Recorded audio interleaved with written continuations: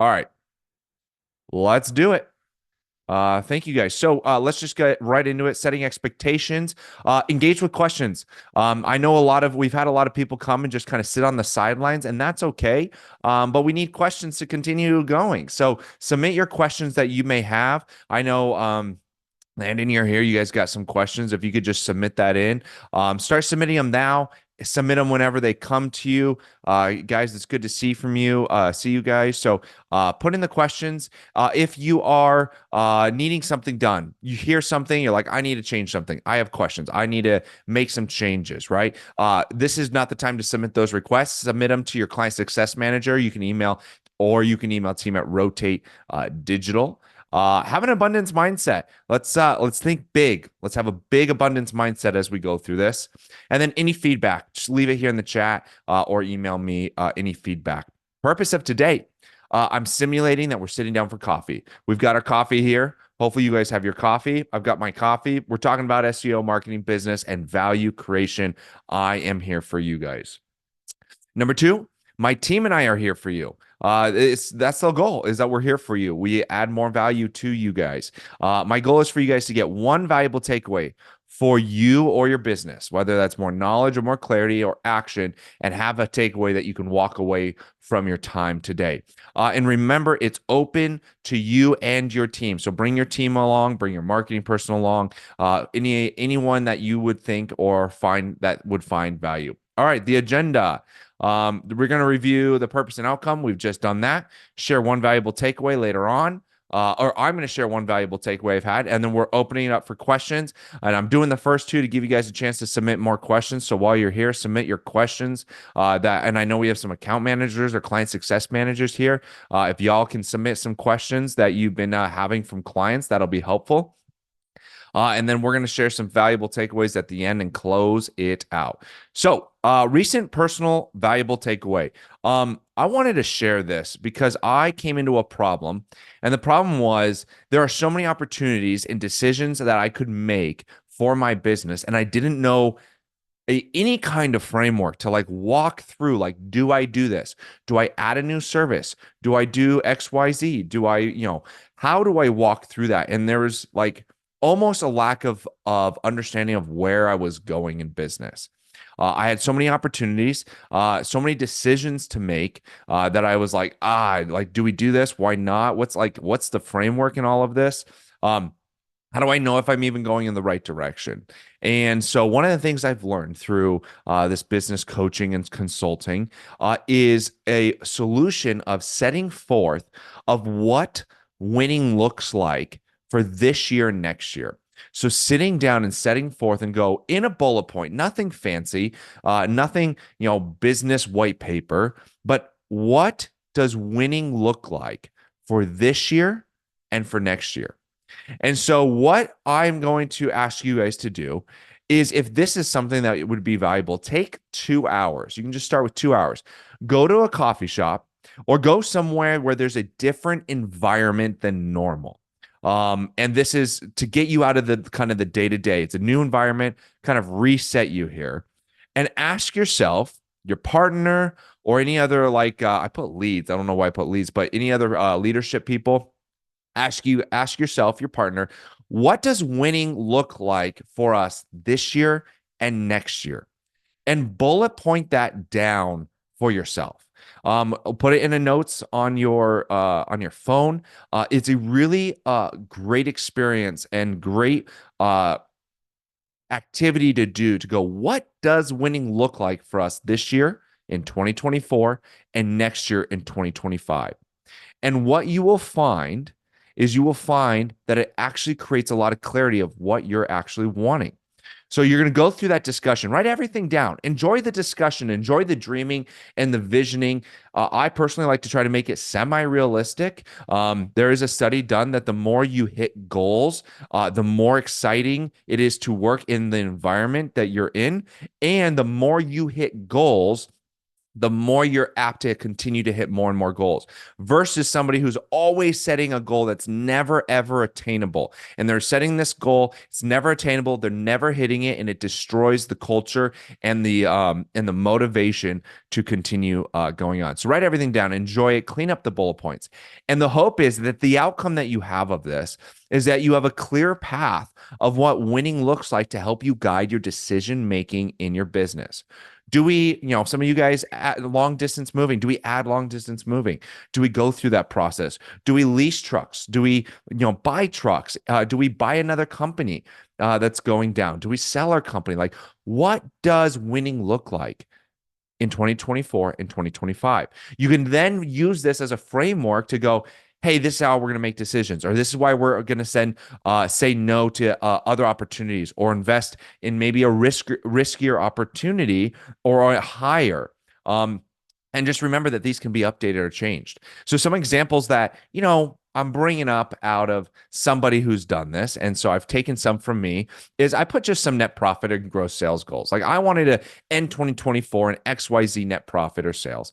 I wanted to end 2025 in XYZ net profit or sales. I put that down, dreaming. One of the other things is I really wanted an effective operations leader in place at my business. That was a goal for 2024.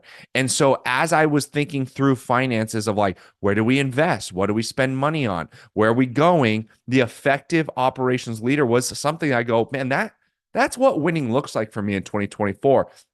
And so I ended up going through that process and hiring that person. In 2025, I personally have a goal to spend 50% of the business working on the business, not in it. And I wanted to make that realistic because I am a small business. I am going to be working in it. My goal is to create value for our clients. I am going to spend 50% of our time working in the business. And I'm spending way more than that. But I also want to spend 50% of the time working on it as well. And so that was a goal for me in 2025.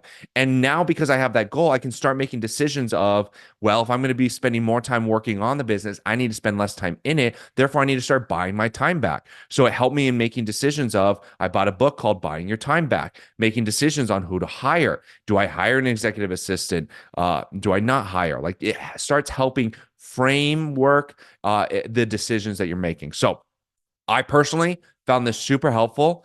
I hope that you guys find this helpful and valuable, and you go, wow, that actually is helpful. I hope you guys spend the time to actually have that conversation with yourself or your partner or whoever you need to have. So let's move on. Hopefully you guys have put in some questions here. I am going to open up our slideshow here and get going. Please put in your questions. Client success managers that are here, put in your questions that you've had recently. That'll be helpful. It looks like we've got 2 questions in right now, and so we are able to get going. Let's make it happen. Submit your questions. Let's begin. All right. So, question number 1 I've got here. I'm going to get a sip of coffee and then we'll get into it. All right, Landon, here's a question. We are in the process of leasing a satellite location. And hopefully, I'm going to ask some follow-up questions, Landon.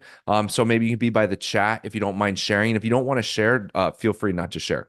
We're in the process of leasing a satellite location. Google My Business is requiring a video verification, which we can't provide at this time. Please advise and speak on the risk and reward. What a wonderful question. Okay, great question. So here's the deal. I want to paint this in the framework of historically what has happened with Google in, let's say, the last 5-6 years. 6 years ago, the time is amazing. It's 2018, which, by the way, feels like only 2 years ago. It's 2018, and you have the ability to open up a brand new Google business profile with relatively no verification needed. And so savvy business owners decided, I'm going to open up as many Google business profiles as I can and get online and get more visible. And so that's what happened. Google has this tension as well that Google is wanting to provide a phenomenal experience to their customers. And their customers are, you ready for it? It's us. And so, how do they provide a valuable experience for the customers?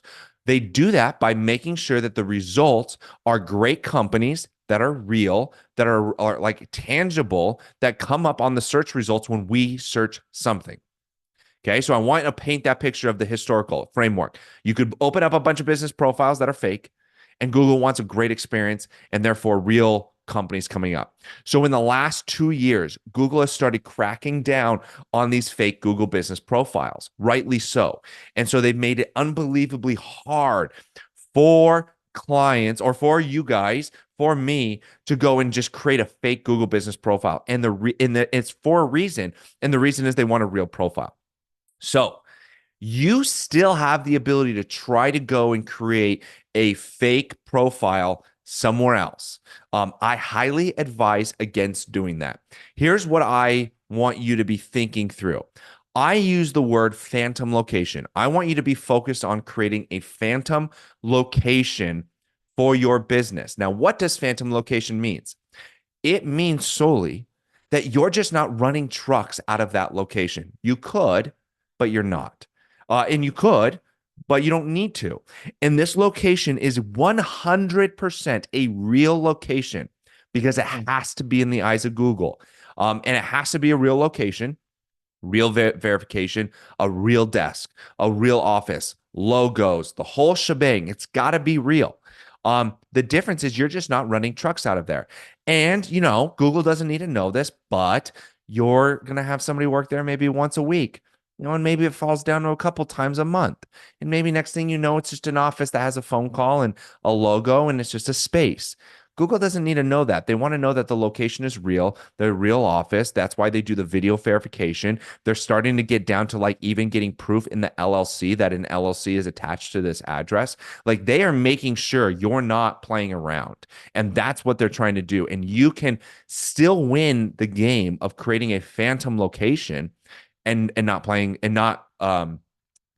around. So also, if there's follow-up questions that come from this, please put it in, guys, so I can answer those. So come full 360, please advise and speak on the risk and reward. Here's the risk, and it's a big risk in my opinion. If you go and create a location that is a fake location, and I'm putting fake below phantom, it's a fake location. You don't really have an office. You don't really have a logo. There's no way for somebody to actually work there. Like it's just, fly by the seat of your pants type thing. And it is ultimately fake. That I wouldn't do it because Google is going to suspend you very quickly. They're going to find out, get in, dig in, and go, you're not doing this the right way. We're going to suspend you. And God forbid, I would hate for you to be suspended and it also gets your other locations suspended because you're doing illegal things in the eyes of Google. When I say phantom location, we are doing a completely legal thing in the eyes of Google. We are just trying to figure out as business owners, how do we get the least amount of risk and the least amount of energy to go and create this location? But a phantom location has to be a real location. The people who are succeeding in this phantom location strategy, I just went out to Chicago and visited someone who has 3 locations. He operates out of 1 location, but has 3 locations in suburbs, and he's triple his sales that have come from Google, all because he's opened up these locations and gotten reviews. Each one of those locations, if you went to that office, you would see the logo, the office space. You would see everything you need to see to make it a real location. And so that right there is, in my opinion, exactly what you want to do. You don't want to go create the fake locations because they can suspend that location. Then all this work is for nothing. And then on top of it, suspend your other location. It's possible. Now, real quick, it's possible. Here's a tip. Here's a ninja hack here. If you're going through this process, both on a real phantom location or you're trying to be a little bit riskier and try to get away with more riskier business, separate the business, the Google business profiles into separate emails because Google can't tie those emails together. And so if they suspend one email, they cannot tie that email or they cannot tie that account and that Google business profile to another email and suspend that one. And so we've had one client before, and the reason why I say this, we've had one client before that has done some shady stuff, and they had two Google business profile locations under one email account. And when one got suspended, the other one got suspended, and the other one was the moneymaker and it was their real location.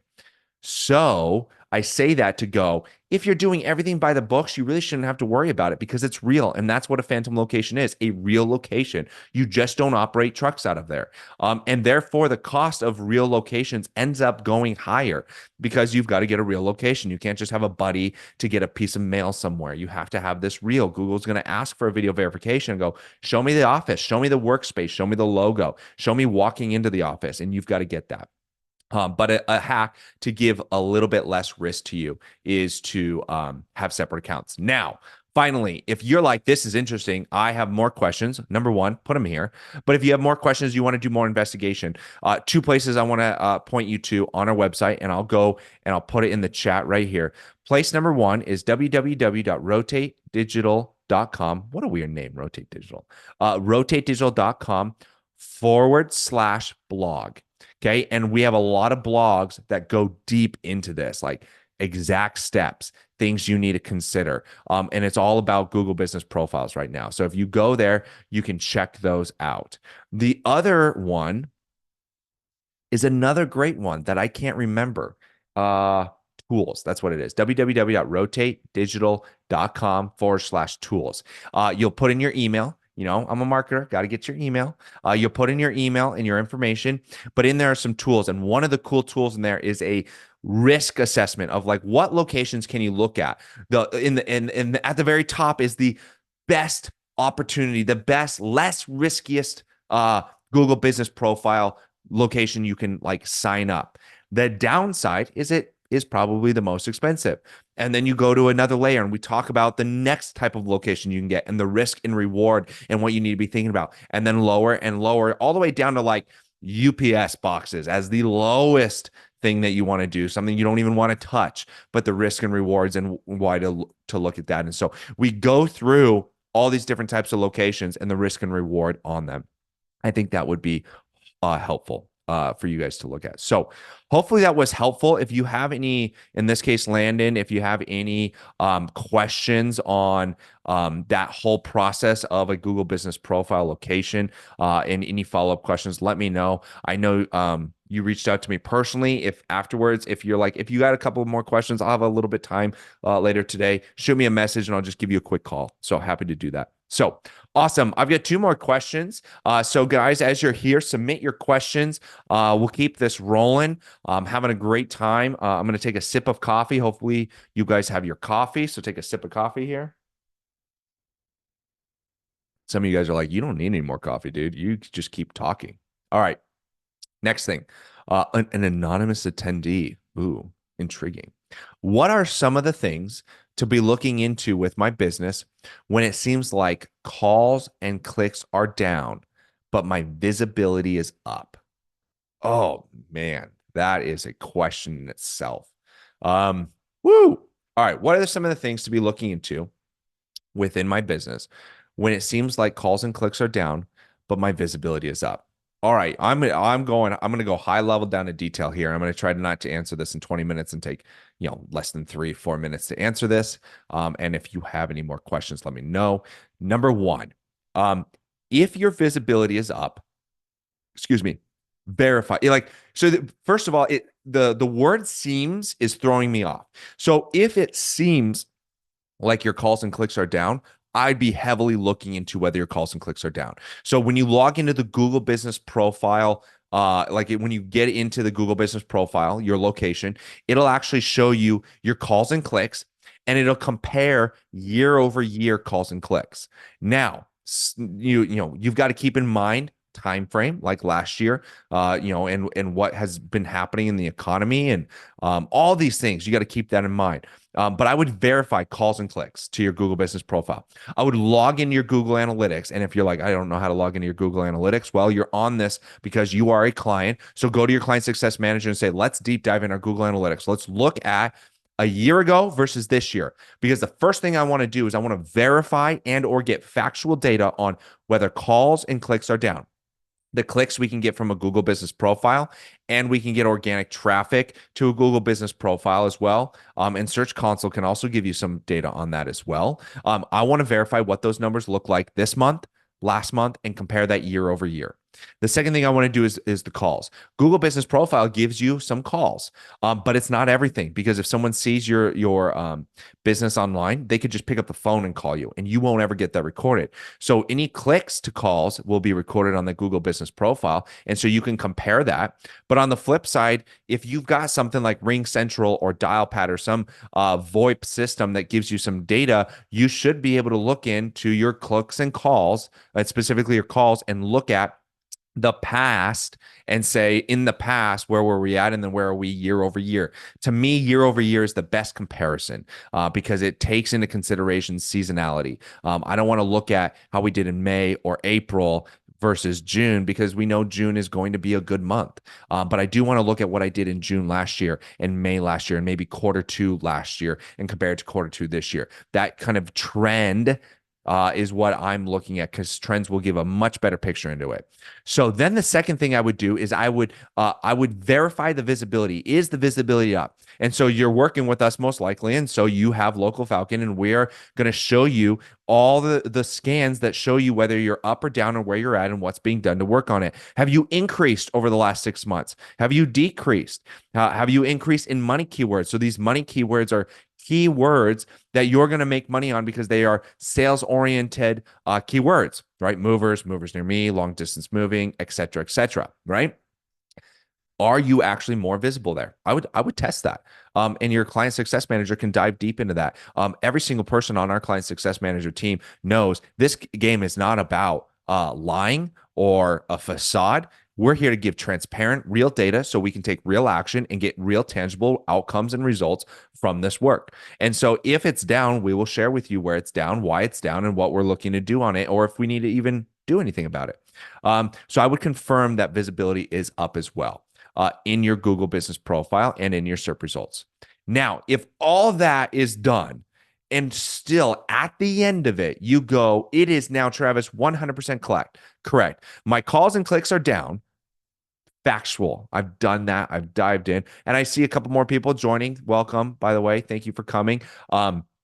Please submit any questions I talked about earlier before. I don't mind you sitting on the sidelines, but questions on Google Ads, SEO, coffee, or marketing, value creation, business, like bring them all here. What was I going to say? Where was that? Okay, so now you've done the factual data. If everything is factual, you're like, yes, calls are down. Yes, clicks are down. But your visibility is 100% confirmed in the money keywords, not random keywords, the money keywords, the keywords that are hard to go after. And that's why most SEO companies don't do it, but are going to make you money when it happens. If those are up and that is factual, then the first thing I would be thinking is, are we in a bad area that is no longer as valuable that I need to be? That would be the first thing, in my opinion. Because you're not having a problem with calls and clicks being there and then sales not being there. The second thing I would say is your sales up? That would be interesting. If your visibility goes up and your sales goes up from Google, I would be very intrigued on that, but your calls and clicks are down. Like maybe now it's just a recording problem because visibility goes up, and in correlation, your sales from Google go up. But if your sales from Google are staying the same or going down and your visibility is going up, one of the things our client success managers will have a conversation with you is like, what's going on in your city? Like, do you need to actually change locations for the next couple of years to a new location nearby that'll give you better visibility? Do you need to add a new location? Because if visibility is up and you can verify that through Local Falcon, going and taking that Local Falcon map set and driving 5 miles away and doing the search yourself and making sure that it's real, and seeing that your visibility is there and that all is happening, I'd be concerned about what's going on in that city. So hopefully that makes sense. Apparently I need to click answer live. If there's follow-up questions on that, let me know about that. Hopefully that was helpful. We got one more question here. So one more question and then I'm done. But if you guys bring in more follow-up questions or more questions, we'll continue on. I hope this is valuable. And then I'd love for you guys to think about maybe one takeaway that you had and begin writing it in the chat because I'd love to find out, hey, what is the one takeaway, the most valuable takeaway you're going to have from this meeting today, from your time that you spent? I mean, your time is money. Money is time here. What's a takeaway that you've got from here? All right. Final question. Now I will answer it live. I have a business location based in the heart of Dallas, Texas. Awesome. I am a newer business, 3 to 5 years. Okay. How can I get more traction on Google outside of SEO? What are my time expectations? Great question. All right. So your newer business, 3 to 5 years. The newer business, in time wise, I honestly am less curious about in terms of how long you've been in business and more on what does the seasoning of your online accounts look like. So what does your reviews look like? Does it look like you've been in business for 1 year or 5 years? Do you have reviews there? Right? Those are all going to be very powerful things to look at and go, do I have reviews? Is my business look really good on my website? Like I tell people all the time, they're like, what should we do on a website? And I'm like, a website needs to be built for sales. It needs to be built to convert customers. And those customers need to win. So 5 stars, 160 reviews. Wonderful. Okay. That's looking pretty good. Your newer business, downtown, it's looking good. And your question is, how can I get more traction on Google outside of SEO? If we're going to assume that the SEO strategy is in place to create leverage, to create outcomes of getting more leads, and we're making that assumption, we don't need to be thinking about a new SEO strategy, then the next thing is when it comes to Google, it's real estate. Okay. And so you have on the first page of Google real estate, assuming SEO's keywords are all correct and we have the right strategy in place. On Google, you have Google LSA ads, which I know some of you guys absolutely hate.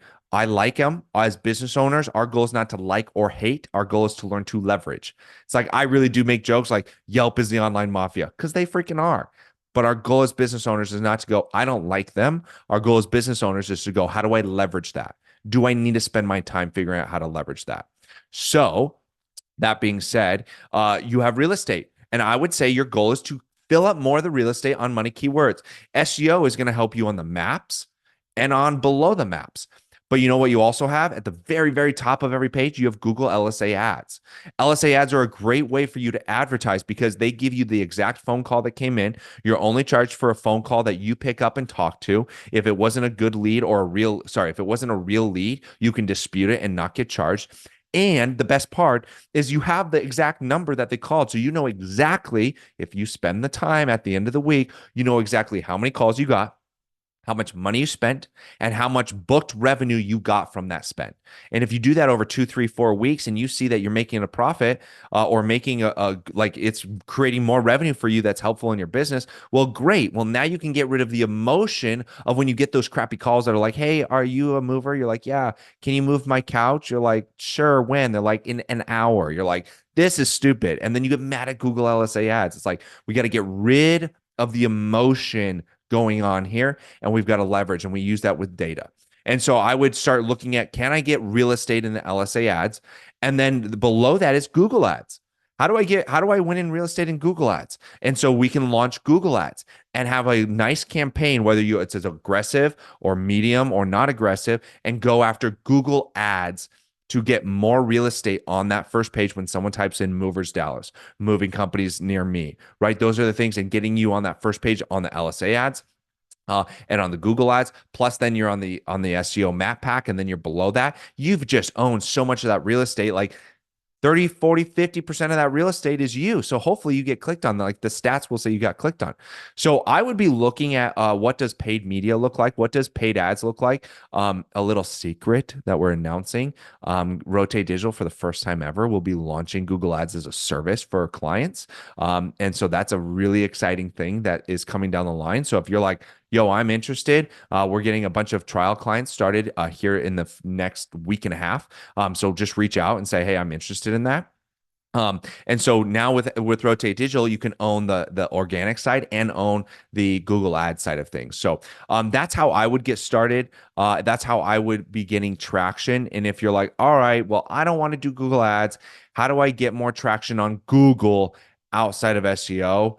Um, the tough part is Google is about that real estate. So then you're going and creating BBB profiles. If you're a client of ours, BBB, Apple, I think those are a few ones. Yelp. Those are our profiles that are a little harder for us to create. We can create it. It just takes a lot of coordination with you. So going and getting those will help in that real estate, right? If someone types in your brand online, make sure you have an Instagram and a Facebook profile that is associated with your brand so you can own more of that real estate. So outside of SEO, on Google, it's paid advertising. Outside of that, that's kind of what you're trying to leverage on Google, and that's about it. Now, leveraging other things in your business like direct mail or Facebook ads, retargeting ads, those are all a whole different question. So hopefully that answered your question there.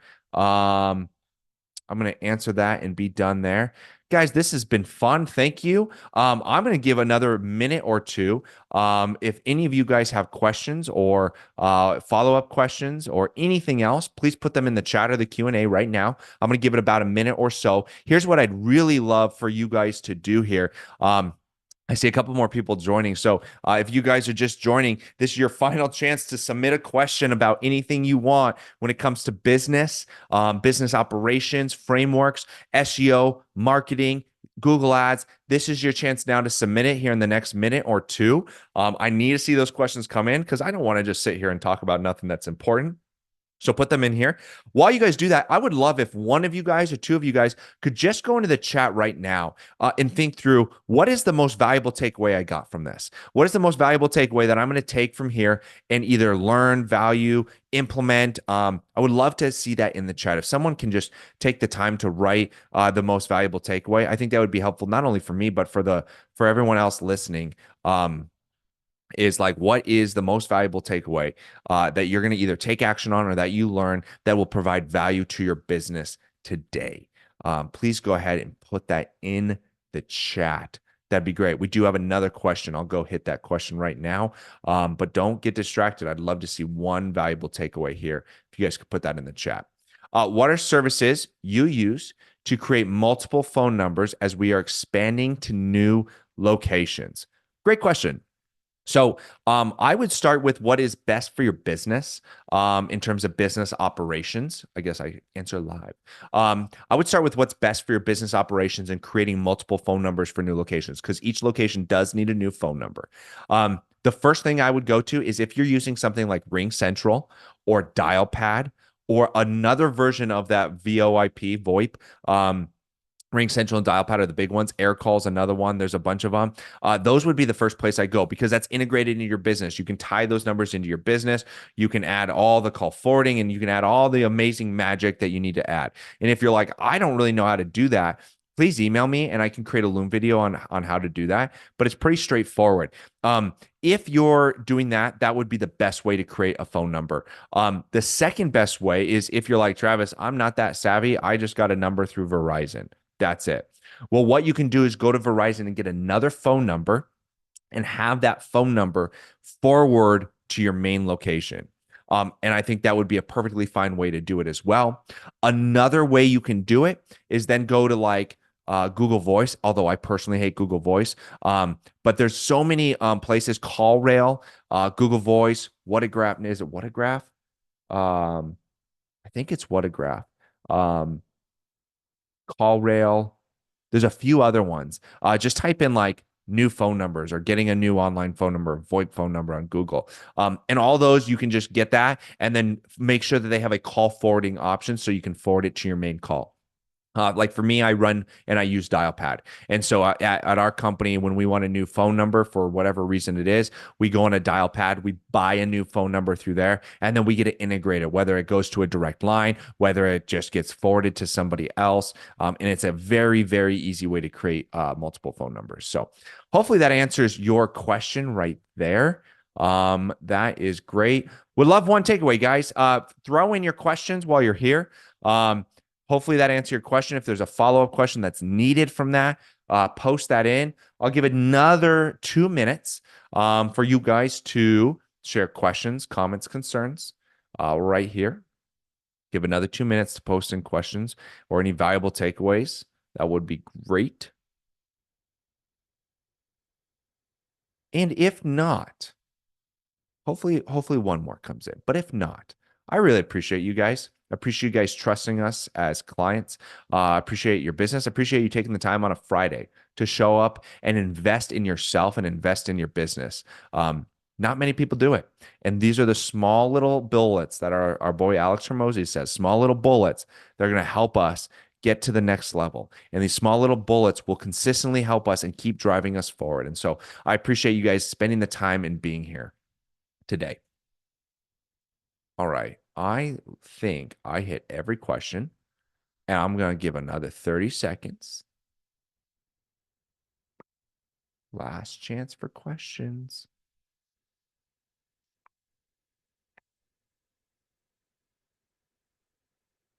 All right. Ladies, gentlemen, thank you so much for joining today. Thank you for your time. Again, great job investing in your time, your business, and improving yourself for yourself, but for your company, for your employees. If you have any other follow-up questions, feel free to reach out to me, Travis@rotatedigital.com. Have a wonderful Friday and a wonderful weekend. Bye.